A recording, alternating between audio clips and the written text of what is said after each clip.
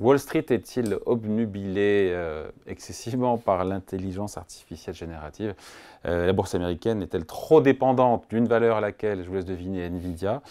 C'est manifestement, apparemment, la réalité sur les marchés financiers. Bonjour Wilfried. Bonjour David. Wilfried Galland, directeur stratégiste chez Montpensier Finance. Je lisais dans les Échos, il faut lire les Échos, 9 des 10 valeurs qui ont été les plus achetées par des gérants américains, 9 des 10 valeurs sur la dernière année, sont liées de près ou de loin à l'IA générative. Wall Street est-il plus que jamais sous influence?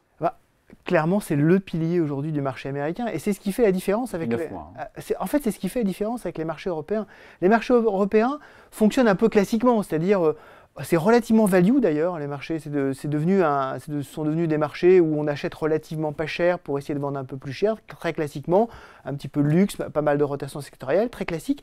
En revanche, les marchés américains fonctionnent de façon totalement différente et vous l'avez souligné, à cause ou grâce à l'intelligence artificielle, à Nvidia évidemment, et à toutes les valeurs qui tournent autour, parce qu'à chaque fois qu'on prononce ce mot, et à chaque fois qu'on est dans un business où on a l'impression que l'intelligence artificielle va être un moteur de développement, alors il y a une espèce de frénésie qui s'en empare. Et c'est vrai que moi, ce qui m'a beaucoup marqué, je m'intéresse quand même davantage à tout ce qui est macroéconomie, stratégie de marché en général, plutôt qu'aux valeurs individuelles.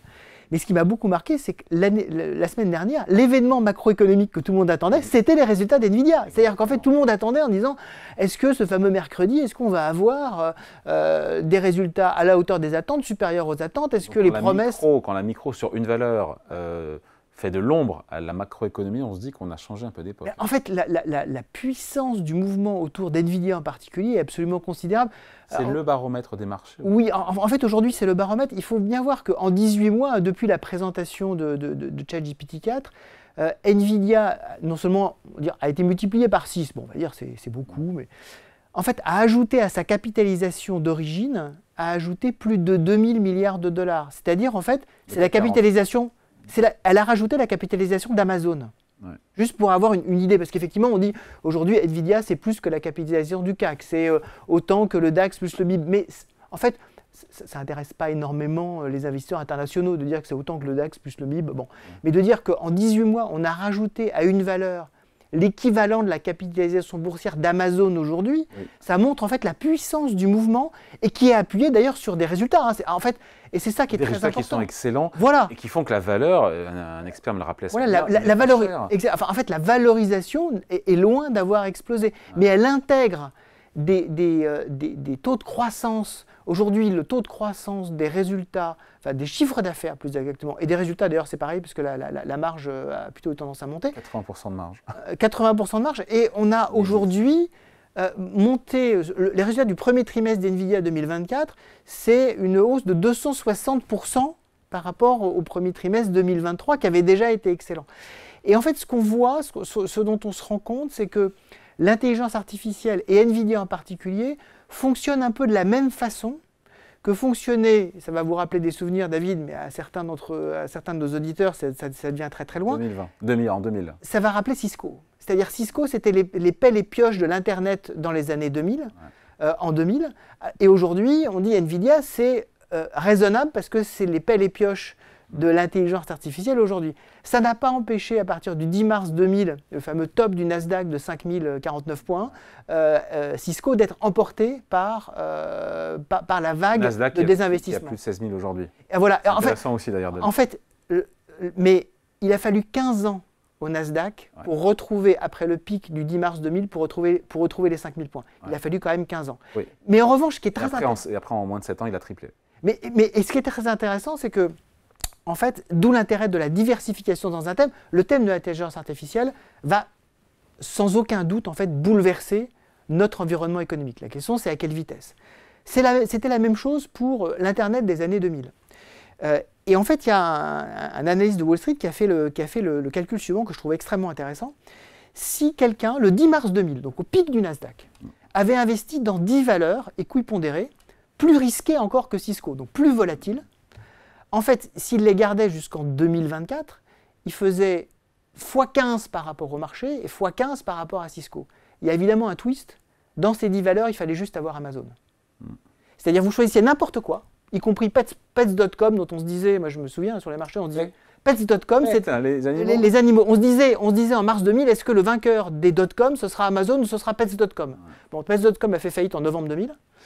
Et si vous choisissiez même Pets.com, mais à l'intérieur de votre choix de 10 valeurs, vous choisissiez Amazon, alors vous faisiez 15 fois la performance que le Nasdaq a fait au total. Donc ça veut dire que la thématique, dans cette thématique des .com de l'époque, donc la thématique de l'IA, si on reprend cette analogie, elle est extrêmement porteuse, mais on ne sait pas qui va gagner à la fin.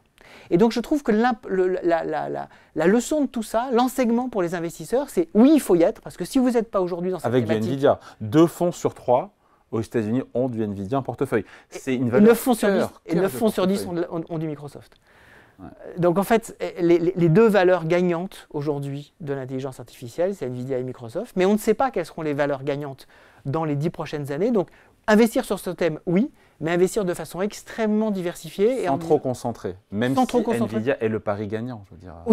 Aujourd'hui, quelqu'un qui n'a pas de Nvidia, et je rajouterai toutes les thématiques aujourd'hui d'intelligence artificielle, mais quelqu'un qui n'a pas d'Nvidia dans son portefeuille, et en proie, vous connaissez probablement, David, le nouvel acronyme à la mode à Wall Street, on est passé de FOMO à FOMU. Donc, FOMO, c'était Fear of Missing Out, donc la peur de rater le train. Et FOMU, c'est Fear of Massive Underperformance, la peur de faire une sous-performance massive parce qu'on n'a pas les gagnants. Et c'est pour ça qu'en fait, tout le monde se rue dans ces valeurs-là. Attention quand même à la frénésie. En avoir, oui, c'est indispensable.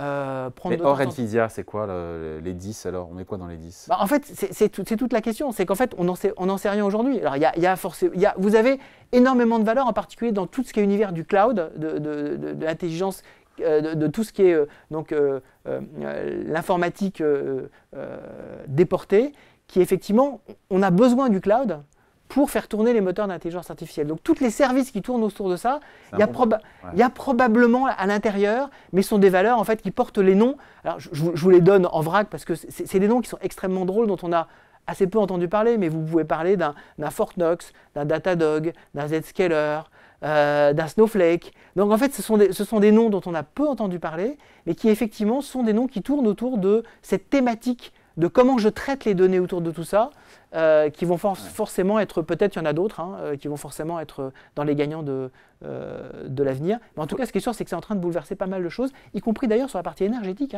Vous avez maintenant des fournisseurs d'énergie à destination des data centers qui sont en train d'exploser. Vous prenez une valeur comme Vertiv, par exemple, qui est spécialisée dans la fourniture d'énergie pour les data centers. En fait, elle a fait le même parcours, elle est très peu connue, elle a fait le même parcours qu'NVIDIA.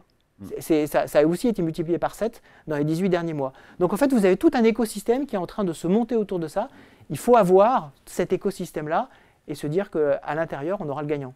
Ouais. Et pour l'instant, le gagnant, c'est Nvidia. Oui. Et après, il faudra que l'IA générative tienne aussi toutes ses promesses et des livres en matière de surcroît de chiffre d'affaires, de gain de productivité. Absolument. Voilà. Absolument. Il ne faut pas qu'il y ait de déception non plus là-dessus. En fait, il ne faut pas qu'il y ait de déception. En fait, il y a plusieurs risques. Le risque, c'est que les moteurs d'aujourd'hui se fassent cornériser par des petits moteurs spécialisés. Aujourd'hui, on compte plusieurs milliers de moteurs d'intelligence artificielle. Si vous allez sur GitHub, c'est plusieurs milliers de moteurs d'intelligence artificielle qui se déploient dans plein de domaines. Donc, quel va être le gagnant, on n'en sait rien. Deuxième élément, c'est ça coûte de plus en plus cher. Donc, il va falloir effectivement avoir du retour sur investissement.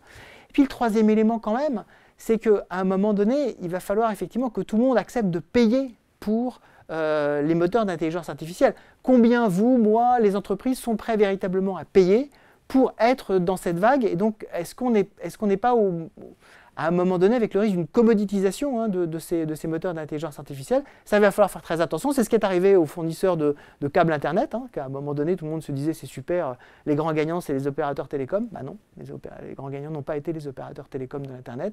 Donc il va falloir effectivement faire attention que les promesses d'augmentation de la productivité et donc rendez-vous. Exactement. Et peut-être que la chose à suivre en fait, le moment de retournement, ce sera le moment où un très grand acteur, non pas de la tech, mais peut-être un Walmart, un JP Morgan, dira « Je réduis maintenant mes investissements dans l'intelligence artificielle parce que j'y crois toujours à moyen terme, mais à court terme, je ne vois pas tellement la rentabilité et le retour sur investissement. » Là, ce sera le moment de se dire qu'on est passé à une autre phase du cycle.